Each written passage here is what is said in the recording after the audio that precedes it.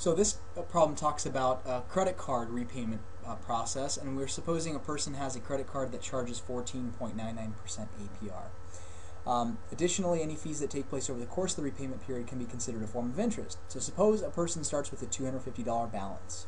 Okay, so they have a $250 balance. That's money that they received, they haven't paid it off yet, and accepts an offer from the bank to make a balance transfer of $700 from another credit card that has a higher interest rate.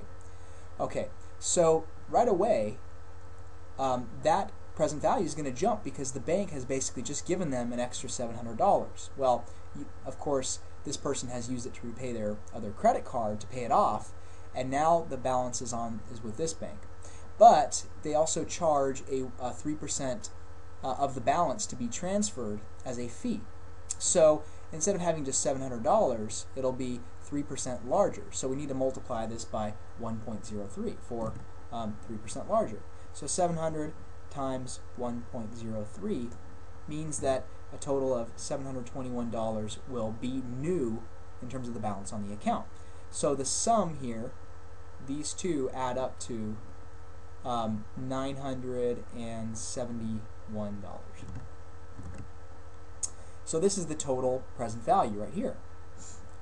The question is, how long would it take to pay the credit card off with the card's required minimum payment of $30?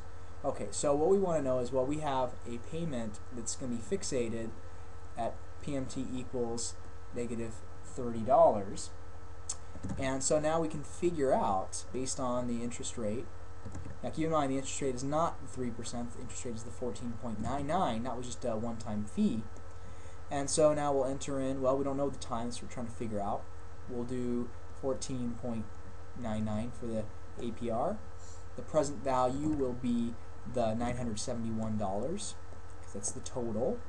The payment is 30. We've got to make sure this is negative since we're paying this amount, or the person is. Future value is 0. We want to know how long that will take to become 0. So this is 41.7 months. So really it's going to take 42 months because you pay your 41st payment and then you still have a part of a next payment to make. So maybe the very last month, the 42nd month, you don't make a $30 payment. It might be 26 or 25, but it will, if this is the maximum you're willing to pay, then it will take a total of 42 months.